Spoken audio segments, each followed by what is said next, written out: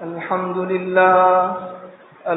لله نحمده ونستعينه ونستغفره ونؤمن به ونتوكل عليه ونعوذ بالله من شرور أنفسنا ومن سيئات أعمالنا من يهده الله فلا مضل له ومن يضلله فلا هادي له ونشهد أن لا إله إلا الله وحده لا شريك له ونشهد أن سيدنا ومولانا محمدا عبده ورسوله صلى الله تعالى عليه وعلى آله وأصحابه وبارك وسلم تسليما كثيرا كثيرا أما بعد فأعوذ بالله السميع العليم من الشيطان الرجيم بسم الله الرحمن الرحيم إن الدين عند الله الإسلام وقال تعالى ومن يبتغ غير الإسلام دينا فلن يقبل منه وهو في الآخرة من الخاسرين صدق الله العظيم. محترم بھائیوں، دوستوں اور بزرگوں، آپ حضرات کے سامنے ابھی قرآن کریم کی آیت کریمہ تلاوت کی، اس میں اللہ تعالیٰ فرماتے ہیں ان الدین عند اللہ الاسلام، کہ اللہ کے نزدیک اگر دین کوئی ہے تو وہ اسلام ہے. اور ایک آیت کریمہ میں فرمایا وَمَن يَبْتَغِ غَيْرَ الْإِسْلَامِ دِينًا فَلَن يُقْبَلَ مِنْهُ، اگر اسلام کے علاوہ کوئی دوسرا دین اختیار کرتا ہے تو اس کو قبول نہیں کیا جائے گا اور آخرت میں وہ قبول کرنے والا خسارے میں ہوگا. ایک ہے مذہب اور ایک ہے دین. حالانکہ اسلام کے بارے میں جہاں پر آیا اس کے بارے میں فرمایا ان الدین عند اللہ الاسلام، کہ دین اسلام جو ہے وہ دین ہے، مذہب نہیں ہے. وَمَن يَبْتَغِ غَيْرَ الْإِسْلَامِ دِينًا فَلَن يُقْبَلَ مِنْهُ، یہاں پر بھی اللہ تعالیٰ فرما رہے ہیں کہ اسلام جو دین میں کہہ رہا ہوں، اس کے علاوہ کوئی دین کو اختیار کرتا ہے تو اس کو قبول نہیں کیا جائے گا. معلوم ہوا کہ مذہب میں کچھ نہ کچھ الگ چیز ہے. مذہب کا تصور ہمارے نزدیک جو ہے وہ یہ ہے کہ ہم نماز پڑھتے ہیں، یہ مذہب ہے. زکوٰۃ دے رہے ہیں، یہ مذہب. روزہ رکھ رہے ہیں، یہ مذہب. حج کر رہے ہیں، یہ مذہب. ہمارے نزدیک اسلام کا تصور جو مذہب کے اعتبار سے ہے بس اتنا ہی ہے. حالانکہ اللہ تعالیٰ فرما رہے ہیں دین، اور اس کی تشریح علماء فرما رہے ہیں ما جاء بہ رسول اللہ صلی اللہ تعالی علیہ وسلم، آسمانی جو چیزیں بھی اللہ کے رسول صلی اللہ تعالی علیہ وسلم پر اتاری گئی اور بطور دین کو وہ لے کر آپ صلی اللہ تعالی وسلم کو بھیجا گیا، ان تمام چیزوں پر ایمان رکھنا، ان تمام چیزوں کو ماننا اور عمل ممکن ہو تو ان پر عمل کرنا، یہ ہے دین اسلام. دین اسلام یہ آپ صلی اللہ تعالی علیہ وسلم کے زمانے میں تھا. اس کے بعد جو خلفائے راشدین آئے اور انہوں نے جو خلافت کی، حکومت کی، وہاں تک دین اسلام اور اسلامی طریقہ رائج رہا. اس کے بعد مملوکیت شروع ہو گئی، بادشاہ آنے لگے. بنو امیہ کے بادشاہ بن رہے ہیں، بنو عباس میں سے بادشاہ بن رہے ہیں. تو وہاں پر اسلامی نظام باقی نہیں رہا تھا. اور اس کے بعد دھیرے دھیرے اسلام جو حکومت کہی جا رہی ہے وہ بھی مکمل ہوئی، اور پھر انگریزوں کا زمانہ آیا اور انگریزوں نے اپنی تعلیمات کو رائج کر دیا، اپنی تعلیمات کو شروع کیا. ان کی حکومت تھی تو ان کے اپنے قوانین تھے، انہوں نے اپنے قوانین کو یہاں پر جاری کیا. انگریزوں کے اندر ایک چیز اچھی رہی جو آج ہم دیکھ رہے ہیں یو سی سی کے بارے میں. یہ یو سی سی چیز کیا ہے، اس کو اگر ہم عام الفاظ میں سمجھائیں گے اپنے لوگوں کو، اپنی عوام کو، تو ہم کس طرح اس کو سمجھا سکتے ہیں اور یہ کیا چیز ہے اس کو بتلا سکتے ہیں. یو سی سی کے بارے میں کہا گیا کہ یونیفارم سول کوڈ. دوسرا اس کا لفظ جو آسان ہے سمان ناگرک سنہتا یا کامن سول کوڈ انگریزی میں.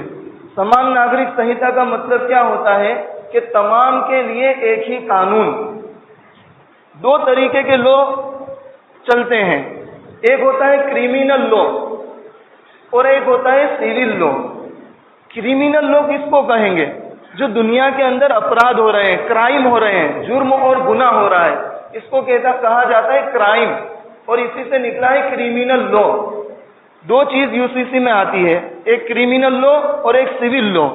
کریمنل لا جو جرم ہو رہے ہیں، گناہ ہو رہے ہیں، مثال کے طور پر ہمارے اس انڈیا کے اندر، اس ملک کے اندر اگر کوئی کسی کا ہاتھ کاٹ دیتا ہے تو یہ آئے گا کرائم میں. اب اگر یہ فیصلہ عدالت میں جاتا ہے تو وہاں پر دیکھا نہیں جائے گا کہ ہاتھ کاٹنے والا مسلمان تھا یا غیر مسلم تھا، یہودی تھا یا عیسائی تھا، یہ نہیں دیکھا جائے گا، بلکہ ہر ایک کے لیے جو قلم ہوگی وہ قلم نافذ کی جائے گی. ایک انسان ہے نعوذ باللہ کسی کا ریپ کر رہا ہے، اب ریپ کرنے کا فیصلہ جا رہا ہے کورٹ کے اندر، تو وہاں پر یہ کرائم ہے. تو کرائم کی وجہ سے یہ نہیں دیکھا جائے گا کہ ریپ کرنے والا مسلمان تھا یا ریپ کرنے والا ہندو تھا، غیر مسلم تھا، عیسائی تھا، یہودی تھا، کون تھا، وہ نہیں دیکھا جائے گا، بلکہ ہر ایک کے لیے ایک ہی حکم نافذ ہوگا جو قلم وہاں پر لکھی ہوگی. تو کریمنل لا جو ہے اس میں حکومت کا معاملہ ہے کہ اس میں تفریق نہیں کی جاتی ہے، چاہے مسلمان ہو، چاہے یہودی ہو، چاہے عیسائی ہو، ہر ایک کے لیے ایک ہی حکم نافذ ہوگا. اب آتا ہے سیول لا. سیول لا میں جو ہے یہ یہاں پر انڈیا کے اندر مختلف قسم کے لوگ رہنے والے ہیں. عیسائی مذہب کے لوگ بھی رہنے والے ہیں، یہودی مذہب کے لوگ بھی رہنے والے ہیں، غیر مسلم بھی اور مسلمان بھی ہیں. اب کریمنل لا سے ہٹ کر سیول لا، یعنی اپنی اپنی مانیتا، اپنی اپنی شریعت کے جو احکام ہیں اس پر چلنا، یہ کہا جاتا ہے سیول لا. اب اس میں کیا آتا ہے؟ شادی بیاہ آ جائے گا، میراث کے مسئلے آ جائیں گے، وہ سیول لا کے اندر آ جائیں گے، طلاق والے مسئلے آ جائیں گے، وہ سیول لا کے اندر آ جائیں گے. تو سیول لا اپنی اپنی جو مانیتا ہے اس پر عمل کرنا. اب UCC سے نافذ کیا کرنے جا رہے ہیں؟ تو UCC سے نفاذ یہ ہو رہا ہے کہ جس طرح کریمنل لا میں کرائم کے اندر کوئی تفریق نہیں ہے، مسلمان گناہ کرتا ہے تب بھی ایک ہی سزا، یہودی گناہ کرتا ہے تب بھی ایک سزا، غیر مسلم گناہ کرتا ہے تب بھی ایک سزا. تو جس طرح کریمنل لا کے اندر تمام ایک ہی حکم کے دائرے میں ہیں، سیول لا کے اندر بھی تمام ایک ہی حکم کے دائرے میں آ جائے. یہ ہے UCC کا منشا. 1985 میں ایک قصہ ہوا شبا خان کا. اندور کی رہنے والی یہ عورت اکبر خان کے نکاح میں ہے، 60 سال کی اس عورت کی عمر ہے.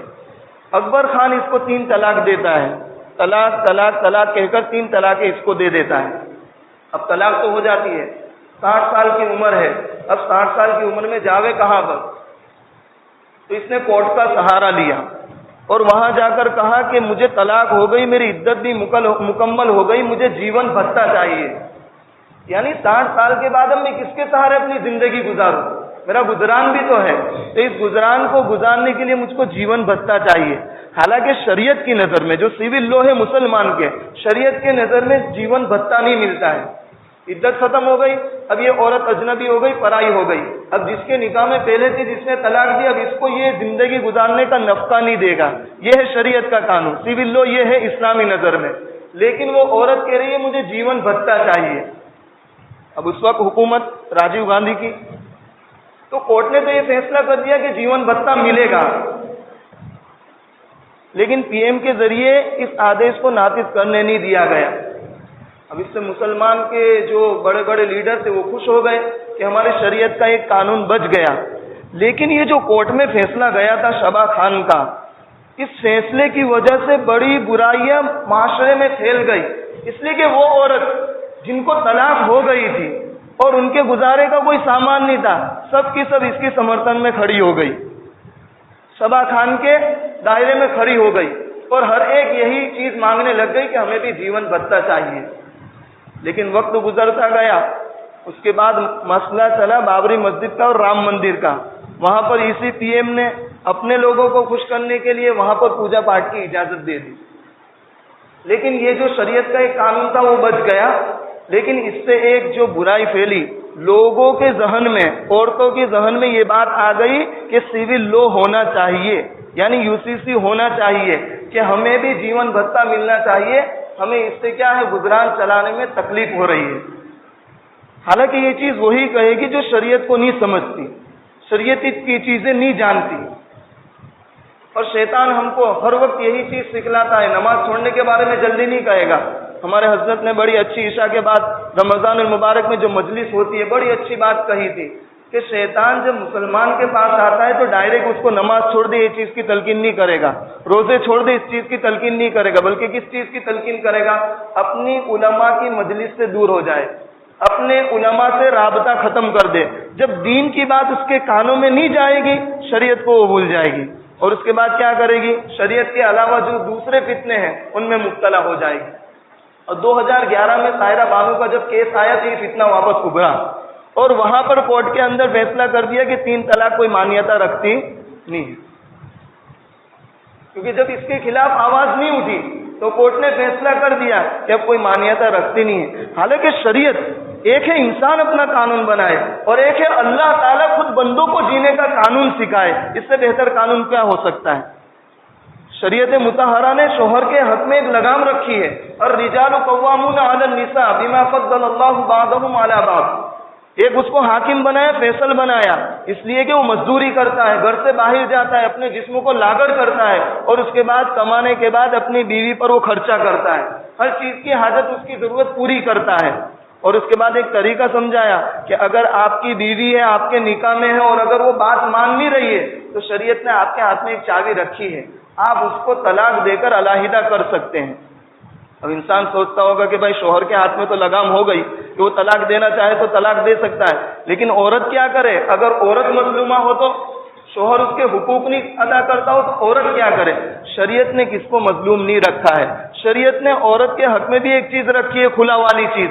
اگر واقعتاً شوہر مجبور کر رہا ہے، شوہر اس کو تکلیف پہنچا رہا ہے، اس کے حقوق کو ادا نہیں کر رہا ہے، تو عورت کو یہ حق ہے کہ وہ شرعی پنچ میں جائے، مفتیان کرام کے پاس جائے اور معاملہ اپنا دائر کرے، وہاں خلا کا فیصلہ کرا دے.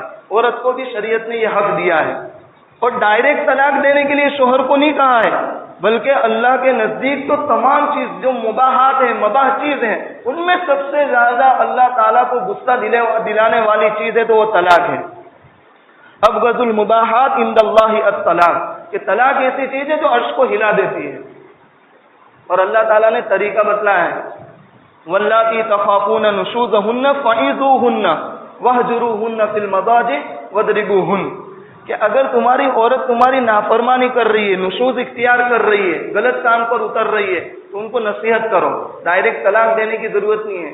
نصیحت نہیں کر رہی ہے تو بستر سے علیحدہ کر دو. دیکھو کتنی پیاری بات کی کہ بستر سے علیحدہ کرو. مارنے کی بات تو بعد میں آ رہی ہے. کیوں؟ اس لیے کہ جو ایک عورت صحیح معاملے میں صحیح طریقے سے عورت ہوگی، وہ بستر پر اپنے شوہر کی جدائی کو برداشت نہیں کر سکتی.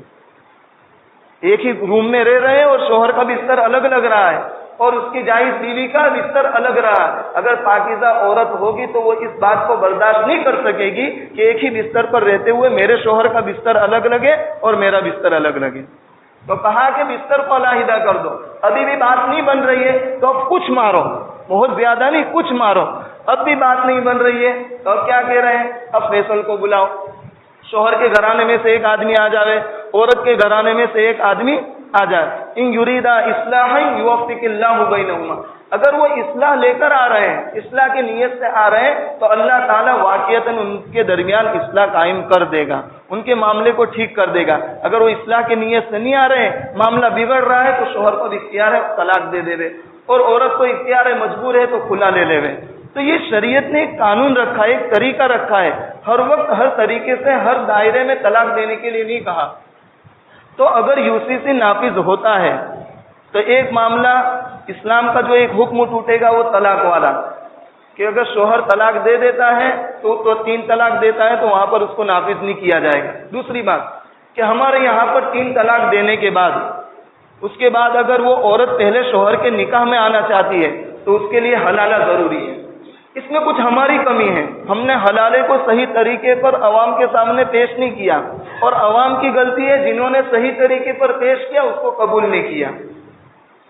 حلالے کا تصور ہمارے عام لوگوں کے نزدیک کیا ہے؟ صاف الفاظ میں اس لیے کہہ رہا ہوں کہ سمجھانے کی نیت سے بیٹھا ہوں. ہمارے نزدیک حلالے کا تصور یہ ہے کہ 3 طلاق ہو گئی، اپنی بیوی کو 1 گھنٹے کے لیے 2 گھنٹے کے لیے 1 نائٹ کے لیے کسی سے نکاح کروا دیا، سلا دیا، دوسرے دن پہلے شوہر کے لیے حلال ہو گئی. یہ ہمارے نزدیک تصور ہے.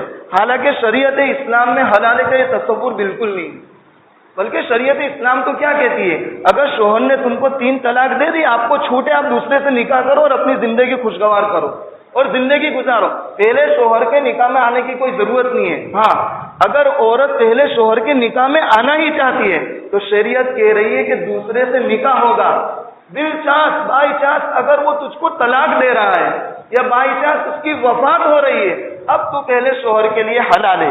یہ نہیں کہ تو ایک رات سو جا، 1 گھنٹے 2 گھنٹے کے لیے سو جا اور اس کے بعد تو اپنے پہلے شوہر کے لیے حلال ہے، یہ حلالے کا تصور شریعت کی نظر میں ہے ہی نہیں، بلکہ اللہ کے رسول صلی اللہ تعالی علیہ وسلم فرما رہے ہیں لعن اللہ المحلل والمحلل لہ، جو اس طریقے کا حلالہ کرے اللہ تعالیٰ کی اس پر لعنت ہے، اور جس کے لیے اس طریقے کا حلالہ کیا جا رہا ہے اس پر اللہ تعالیٰ کی لعنت ہے۔ یہ شریعت کا تصور بالکل پاکیزہ تھا، ہم نے سمجھنے میں غلطی کی، ہمارا تصور بدلا، اس لیے آج حکومت کو یہ چیز مل گئی، ان کو موقع مل گیا کہ عورت پر زیادتی ہو رہی ہے، اس لیے حلالے کا تصور شریعت میں سے ختم کیا جائے۔ اس لیے جب UCC نافذ ہوتا ہے تو حلالے کا تصور بھی شریعت میں جو ہے یہ بالکل قاعدہ اور قانون بدل جائے گا۔ بہت ساری اس معاملے میں باتیں ہیں، انشاءاللہ موقع ملا تو پھر اسی ٹاپک پر، اسی عنوان پر بیان کیا جائے گا۔ ضرورت اس بات کی ہے کہ ہم لوگ اپنے علماء کی قدر کریں، اور خاص طور پر جو پلیٹ فارم تیار ہے جمعہ کا دن کا بیان کے لیے نہیں، اصل تو یہی ہے یا ایھا الذین آمنوا اذا نودی للصلاۃ من یوم الجمعۃ فاسعوا الی ذکر اللہ۔ اذان ہو گئی، اب آپ تمام کو یہیں پر نماز کے لیے دوڑے دوڑے آنا ہے۔ یہ پلیٹ فارم ہے، علماء بیان کر رہے ہیں، اگر ہم علماء کی بات سے کٹیں گے اور دور رہیں گے واقعتاً شریعت کی باتیں ہماری سمجھ میں نہیں آئے گی۔ اللہ تعالی ہم کو صحیح سمجھ نصیب فرمائے، صحیح توفیق عطا فرمائے۔ وآخر دعوانا الحمدللہ رب العالمین۔